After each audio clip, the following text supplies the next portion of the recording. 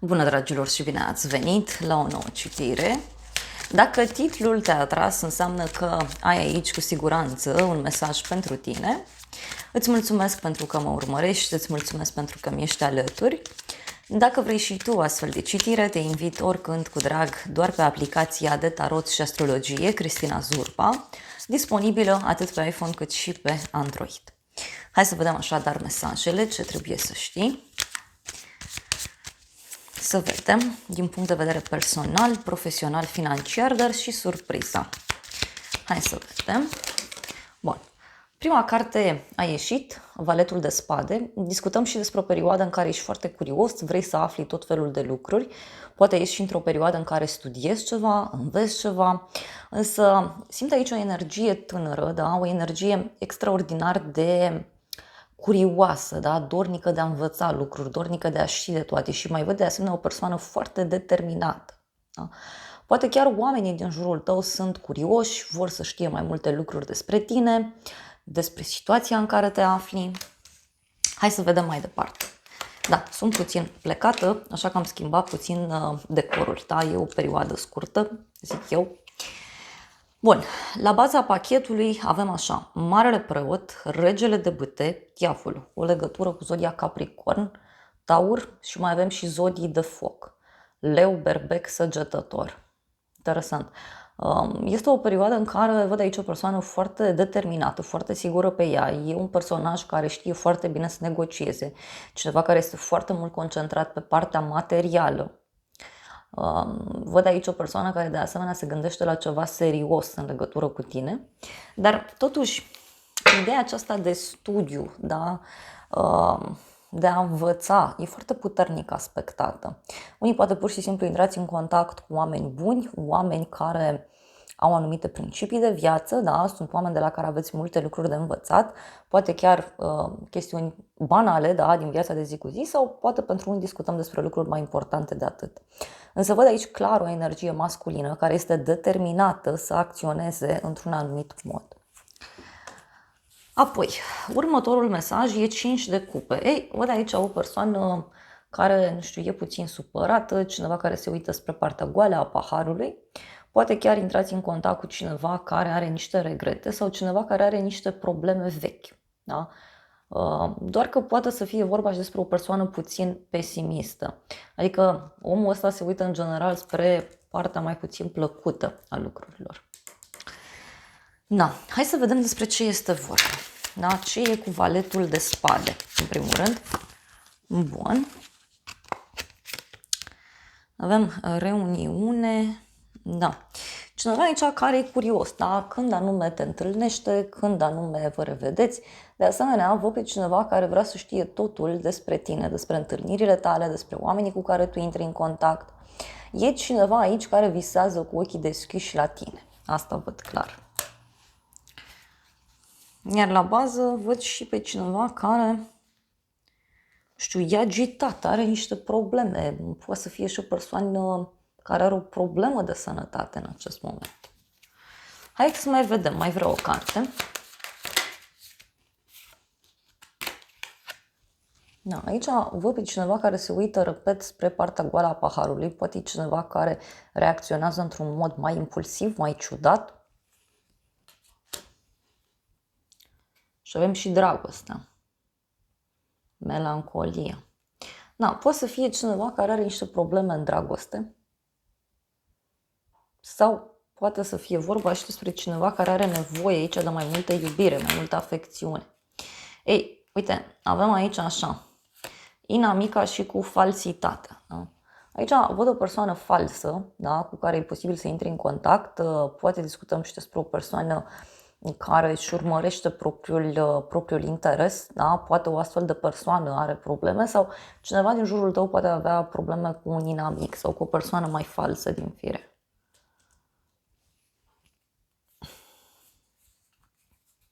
Ai vrea o carte totuși. Avem un bărbat. Poate e un bărbat aici care îți povestește despre anumite probleme. Da. Hai să vedem ce spune și tarotul meu în legătură cu situația asta. Uite, a ieșit o carte, o casă străină. Deci, poate e ceva legat de ideea de casă, familie, stabilitate. Pentru alții, poate chiar discutăm despre ceva important legat de o instituție sau legat de un loc, da, care este oarecum străin ție. Și avem, uite, pe cineva de la drum. Mai vreau o carte. Avem aici așa o bucurie. Deci poate, nu știu, aici parcă văd și energia unei persoane foarte sufletiste. E cineva care se bucură mult alături de tine, dar în același timp simt, repet, și o persoană vicleană pe undeva prin preajmă.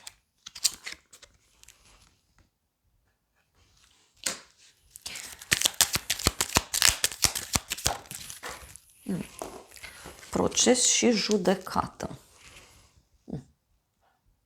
Unii poate auziți de o hotărâre a cuiva, fie în dragoste, fie într-o relație oarecare. Da? Auziți de un cuplu din jurul vostru, nu știu, fiecare probleme, fie pentru unii poate să însemne și că cineva aici încearcă să intervină în relația voastră. Da? Însă, pentru cei singuri, văd de asemenea și o hotărâre foarte puternică pe care o veți lua în viitorul apropiat privind trecutul. E ca și cum hotărâți să lăsați trecutul în urmă, hotărâți să lăsați această neplăcere despre care vorbeam eu mai devreme în urmă. Pentru că totuși eu văd o veste bună, da? Este o veste onorabilă. Hai să vedem în continuare. Și avem așa, turnul, ok, un eveniment neprevăzut aici care are loc din punct de vedere profesional. Poate pentru unii discutăm și despre o surpriză care are loc, e ca și cum aveți parte de un eveniment mare, e ca și cum sunteți într-o perioadă în care se întâmplă tot felul de lucruri neprevăzute, fie din punct de vedere financiar, fie profesional. E ca și cum, nu știu, cade un șef sau cineva de la nivel înalt ia o hotărâre. Iar următoarea carte e 3 de cupe, da? Deci e o veste care se lasă cu petrecere, cu bucurie. Da? Poate să fie și faptul că o situație complicată acum se deblochează. Turnul, să știți că mai înseamnă și casa lui Dumnezeu, adică poate să fie și acel moment în care se dărâmă anumite ziduri care te țineau captiv, da? Și reușești să te bucuri. Pentru unii poate să însemne și un fel de eveniment, petrecere la care mergeți. Na, hai să vedem ce e cu turnul ăsta, ce spune. O problemă, turnul. Da? Deci văd aici clar o problemă care are loc. Să vedem în legătură cu ce.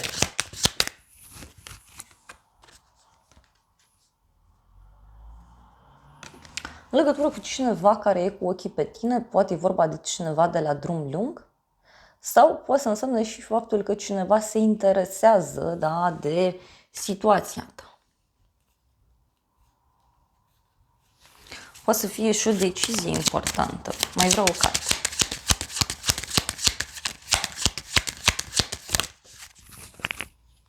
Casa avem aici. Poate să fie și o veste trăsneț, da? Uite, poate legată de o petrecere, poate legată de o realizare, un eveniment mare, ceva ce ajunge într-un punct de final.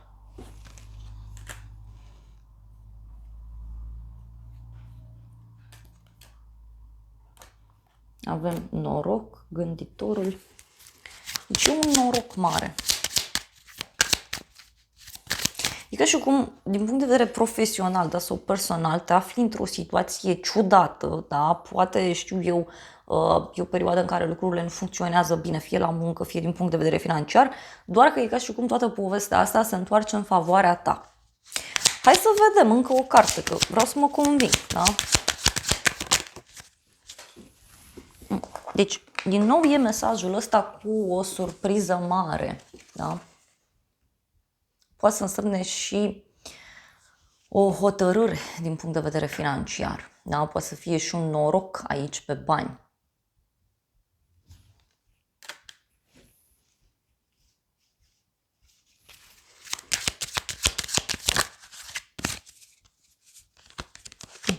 Este o veste foarte mare. Da? Parcă e o veste care ține de o avansare, parcă pentru unii discutăm și despre un moment în care vă simțiți la înălțime, poate discutăm și despre un moment în care începeți să vedeți lucrurile diferit. E ca și cum primiți o avansare, da? O veste bună, o veste mare. Hai să vedem surpriza. Aici avem steaua, wow, steaua și 3 de monede. Surpriza are legătură, uite, poate cu zodia Vărsător, dar și cu o veste extraordinar de bună legată de un examen, legată de un grup format din 3 persoane. Pentru noi discutăm despre o avansare, o primă bucurie, o primă victorie. Poate să fie și asta. Da?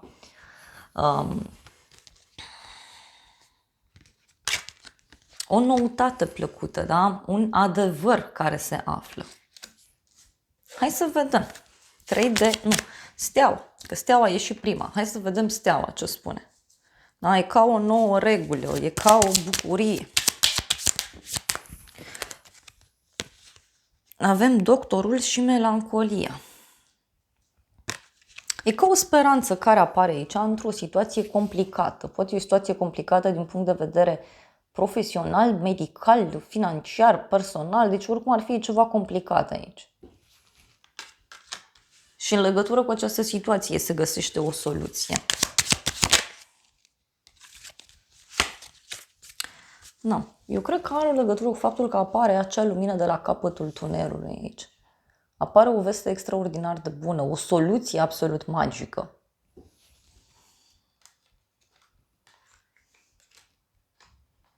Poate să fie și asta. Îi vreau o carte. Bani. Deci surpriza, uite, din nou, are legătură, nu știu, cu o sumă de bani, o propunere foarte mare. O soluție absolut magică.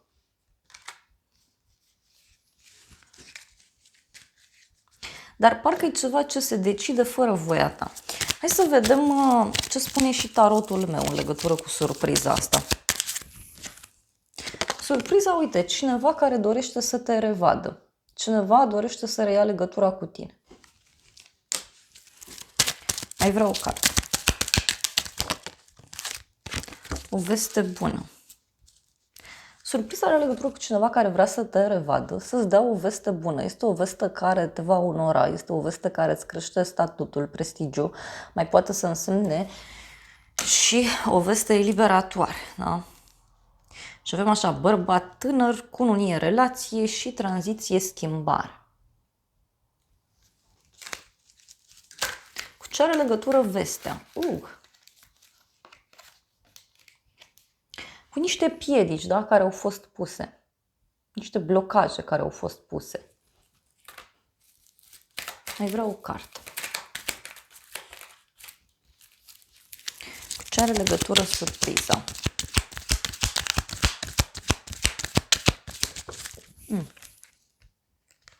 Din nou, veste onorabilă și o veste despre un final. E ceva ce totuși tu îți dorești aici. Da? Are legătură cu sfârșitul. Sfârșitul unei perioade complicate, sfârșitul unui proiect, sfârșitul unei colaborări. Bun. Hai să vedem ce spune și oracolul ăsta.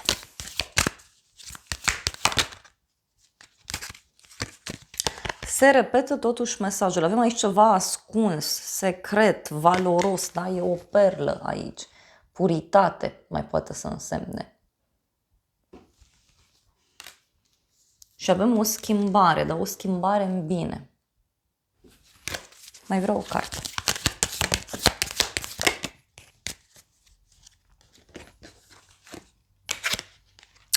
Avem așa control, schimbare, acceptare. Eu cred aici că e cineva care de mult timp îți propune ceva anume sau se pregătește să-ți propună ceva. Avem pace, liniște, înțelepciune. Mai vreau o carte.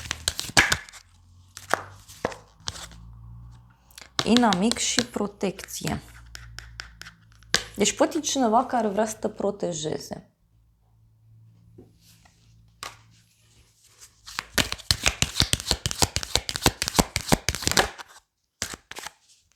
Stabilitate, creștere. Deci eu am întrebat ce e cu surpriza și surpriza, uite, are legătură cu acea soluție, acea lumină de la capătul tunelului care apare și care ție îți oferă stabilitate și creștere în același timp. Da? Îți oferă o stabilitate, o bază stabilă într-o relație, într-o colaborare, un proiect tocmai pentru a reuși să crești, da? Pentru că dacă e ceva stabil la bază, cu siguranță creșterea este mult mai rapidă, da? Mult mai ok. Hai să mai vedem o ultimă carte și apoi vreau să iau și din oracolul lunii. Am întrebat ce presupune, da, această speranță.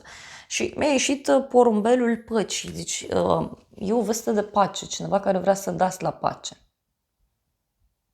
Vestea asta te liniștește, așa cum am zis. Și are legătură, uite, cu un inamic, cu o persoană complicată. Poate să însemne și un adevăr, da, care se află. Cineva din jurul tău care deodată are curajul să recunoască un anumit aspect. Mai vreau o carte.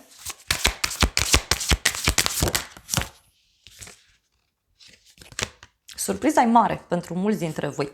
Uite, a ieșit o lună albastră, da? Și ți se spune să crezi în imposibil. Deci să crezi în imposibil. Nu lăsa trecutul să te tragă înapoi. Este un timp pentru a oferi. E timpul să elimini acele lucruri negative. Mai vreau o ultimă carte, dar totuși ce cu imposibilitatea asta? Despre ce e vorba? Ok. Wow! Și avem așa, un nou ciclu romantic începe, da? Avem o lună nouă în balanță. Pentru unii poate să însemne și o relație nouă, pentru alții discutăm despre o colaborare nouă, o resetare într-o relație deja existentă sau, în alte cazuri, putem să discutăm aici și despre o prietenie nouă, da? Un timp în care se face dreptate, pentru că mai avem încă un mesaj și pentru unii eu simt că e vorba și de dragoste. Mesajul este o lună nouă în rac de această dată, da? Tu și persoana iubită sunteți în siguranță. Foarte frumos. Iar apoi avem tu ești suficient de bun. Mențineți viziunea. Uite, prosperitatea e în calea ta. Interesant, nu? Foarte frumos.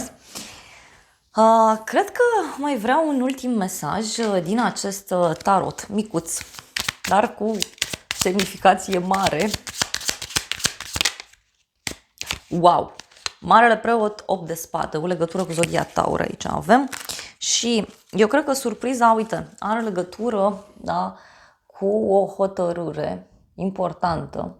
E ca și cum cineva vrea să te prindă într-un contract, într-o colaborare, cineva vrea să te prindă într-o relație serioasă. Poate să fie și asta, dar surpriza poate are legătură și cu o deblocare, poate în legătură cu o persoană pe care o respecti foarte mult.